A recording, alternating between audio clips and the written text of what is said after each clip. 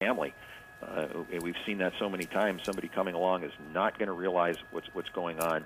There's a car right there that potentially could have been involved. Yeah. It's lunchtime. Oh, here we come. Here comes another pit attempt. attempt. She's on someone's lawn.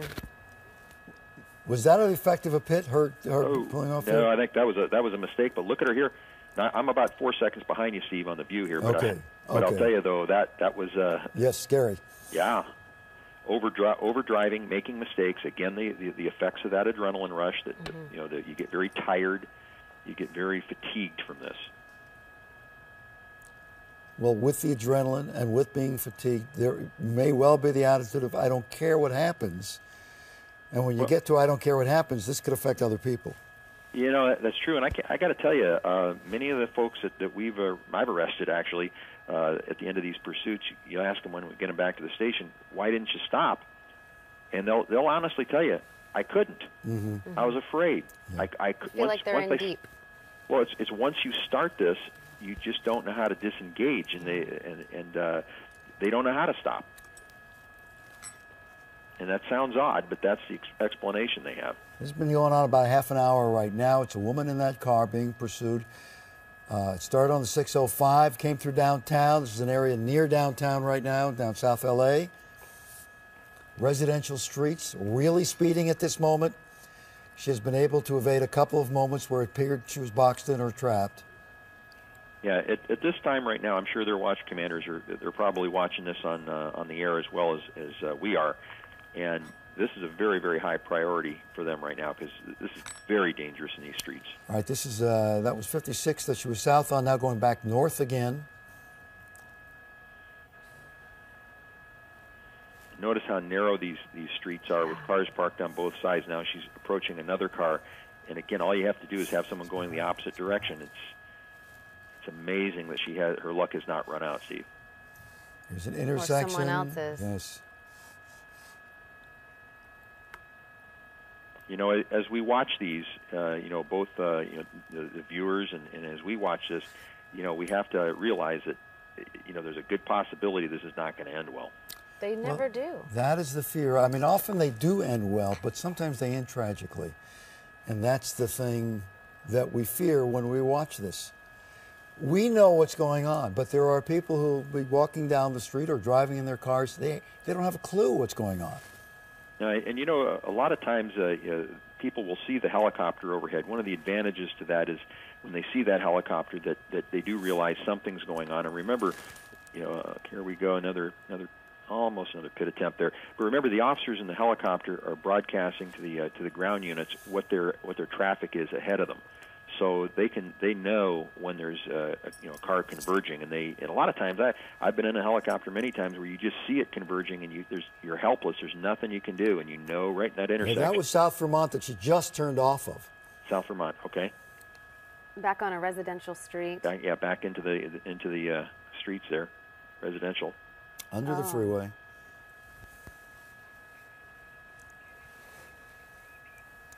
All right, we're getting an update here. This apparently started in Duarte, and we've been talking about one woman in the car. Now the belief is that there are 3 people in that car we're looking at.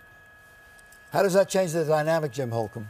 Well, significantly, and at the very beginning I kind of thought it was odd that one woman would be in there, but now we really have to consider the likelihood that one of those 3 people is a serious offender and probably someone who's going to be going back to jail, and they're calling the shots.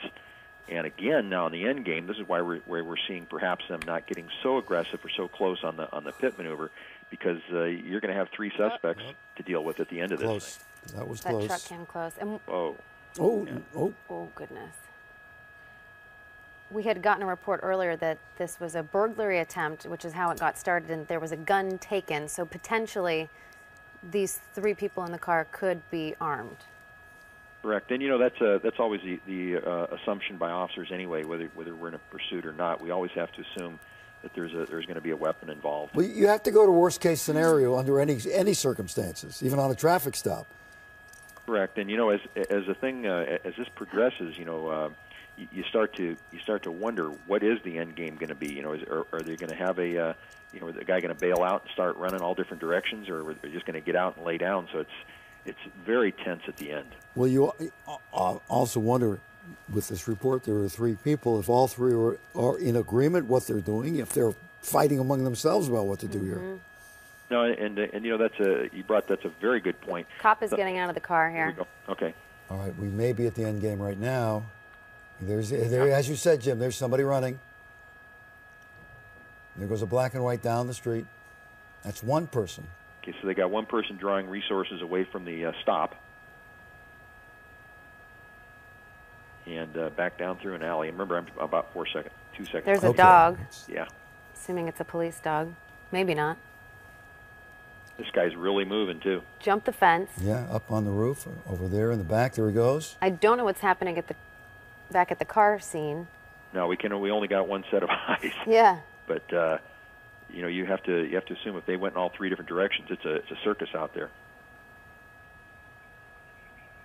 All right, the woman is in custody. The driver is in custody. And this... Like he's going inside of a window or something, perhaps. Might be breaking in a window there at the house, tearing a screen off. I can't quite tell. All right, Jim, we have the 3 people. The woman's in custody. The other 2 are still at large. We're seeing one here who is either hiding behind the tree or he's trying to break into the house we're looking at, the building. Yeah, we're it looking appeared that he pulled a screen off. He might have gone inside that house. And like we said at the beginning, this is a worst scenario. Yeah, especially if he's armed. I can't quite get a view there, but it looks like he might have gone inside of a window there. You've got officers right now setting up a perimeter. They're going to, of course, deploy on that block, and they're going to also make sure people don't come into the area as well as the suspect doesn't get out. Would they be telling people around there to stay in or evacuate? Well, right now you can see they're setting up their perimeter right now. 2 of the cars are just to the top of the screen are looking for the next intersection. They want to cordon off the outer perimeter, make sure they got a good tight inner perimeter, and if he doesn't come out, then eventually they're going to start working to evacuate the residents on all 4 sides, so that they have some room to work. But that'll be further down the road, because we don't know whether he has a friendly person in there, or whether he's just broken into a random house. That's those things aren't known.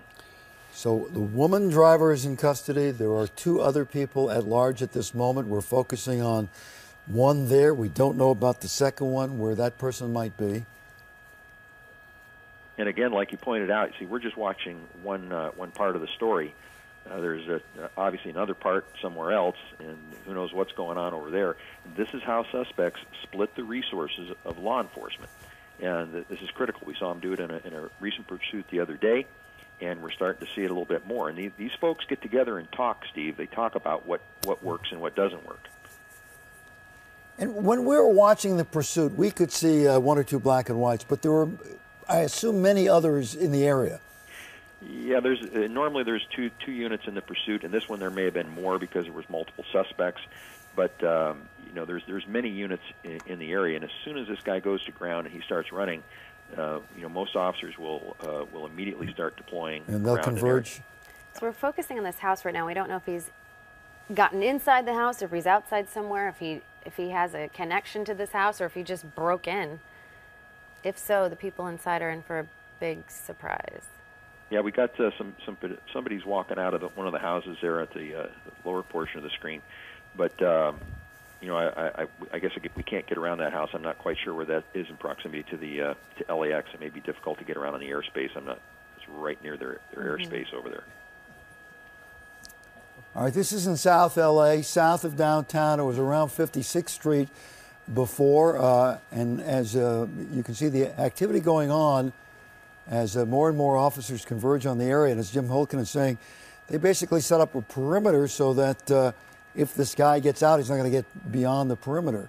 We don't know of the whereabouts of one other person from the car. We do know the driver, the one we were calling the woman, is in custody right now. All of this began about 45 minutes ago, apparently in Duarte, and ended up here south of downtown in South LA. As you can see, that air unit is really close, really trying to keep him in that. Jim, excuse me, we're getting word now that one of the male suspects is in custody, which would leave it, if the arithmetic is right on this, to one person out and Are we looking at it right there? I think we are. Yeah. Yes, we are. Yeah. So they got him pretty quick. I guess he just didn't get inside that house. So we think this was the guy from the house. It sure appeared to be. He's dressed the same way, and there was only one person running. So it certainly appears to me he's the same person we saw running. So that would indicate at this point 2 down, 1 to go, if indeed there were 3 people in the suspect car. That's correct. Now we don't know what's going on back at the where the car stopped, but well, the good thing here is that ended uneventfully. yeah. They got the woman driver in custody that uneventfully. Nobody hurt. No accidents. No accidents. Just one lawn torn up, and that wasn't bad. No. And now, as we go back with our camera to the scene of where the car was stopped and ended. Yeah, that's there's your termination of your pursuit. And there's the vehicle right there with the open door of the blue car. So we still have one suspect outstanding. That's what we understand at this point. Although, looking, as we always do, at the body language of the officers, they're pretty relaxed at this point. Yeah, but they're here at the scene. We don't know how far away this other person may have gotten. Like this suspect we were previously looking at, he was already, about a block and a half, almost 2 blocks away. But now notice these vehicles, Jim. You take a look. The vehicles have come down. I think is that Vermont, and gone to the side street. I wonder if there's something going on there. That looked like a supervisor's car there. That's probably going down there to see what's going on with the other suspect. But you see the air unit concentrating on this one area. If there was a suspect still outstanding, I would anticipate the air unit would be in a tight orbit around that other area. So, all right, Jim Holcomb, thank you for your assistance. Where we are with this is there were 3 people, 2 in custody. 1 is still being searched for. We'll bring you up to date as this develops as we go through the course of the day. But we're going to cut away